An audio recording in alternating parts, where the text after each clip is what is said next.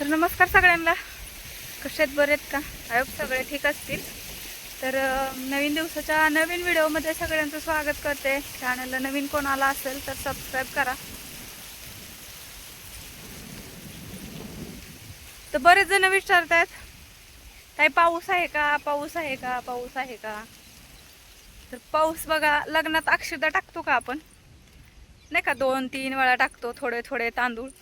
तसा दिवसभरात 2-3 वेळा थोडा थोडा चालू आहे अक्षदा टाकल्यासारखं.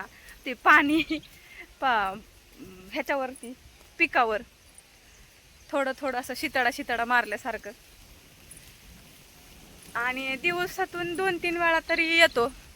तर आतापर्यंत 2दा झालाय शितळा शितळा, रिमझिम रिमझिम टाकली थोडीशी, तर बंद झालाय ना. आभाळ सकाळपासूनच असतं आलेलंच, आभाळाचा काही विषय नाही बरं का, कारण ऊनच पडाना गेलंय सगळं.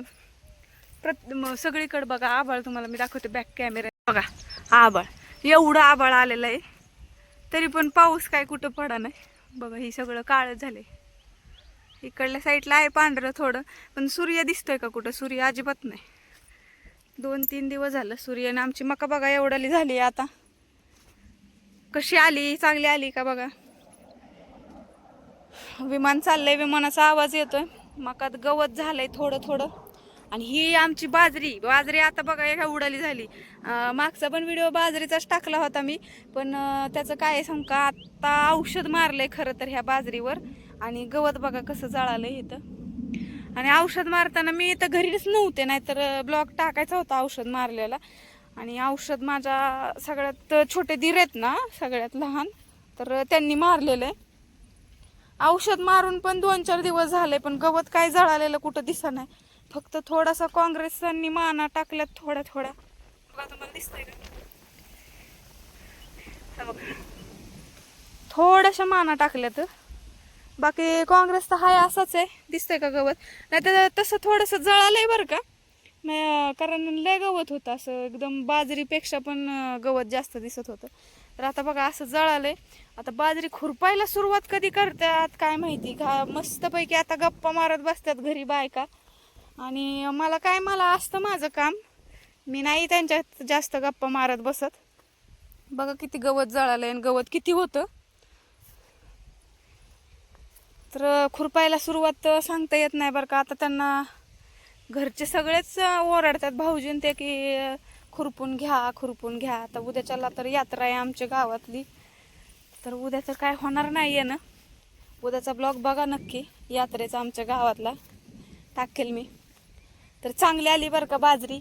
फक्त आता हिला खुरपण्याची गरज आहे, आणि भरपूर आहे बाजरी. आता खूप लांब जात नाही तिकडं, बरंच लांब आहे. तिकडची पण खाली मका बघा किती छान आली, ह्या पट्टीच्या खाली आहे.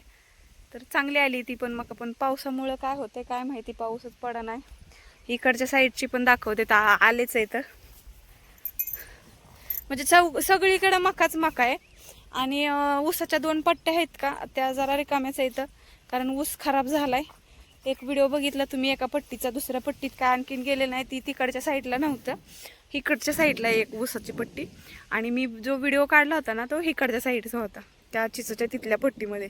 तर ही बघा मका, ही पण मकाच आहे. इथून सगळी पूर्ण घरापर्यंत ही घराच्या पाठीमागची पट्टी आहे. तर चांगली आली ही पण. याच्यामध्ये काय जास्त गवत नाही बघा. इकडच्या बाकीचे रानं आहेत तसेच ठेवलेले.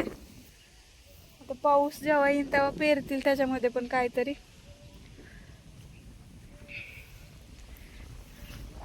बघा हे गवत चांगले जळालंय. औषधाची कोणतं औषध मारलंय बरं का, मला पण नाही माहिती. औषधाची बाटली इथं पडलेली असन, कारण हीच मोटर चालू केली होती, इथंच पाणी चालू केलं आणि इकडं औषध मारायला चालू होतं. आणि आम्ही त्या दिवशी नेमकंच शॉपिंगला गेलो होतो, त्याच्यामुळं मला इकडं यायला जमलं नाही. तर इथं औषधाची बाटलीच नाही पडलेली, दिली असन टाकून. तर ते औषध दाखवायचं होतं की हे बाजरी मारले म्हणून.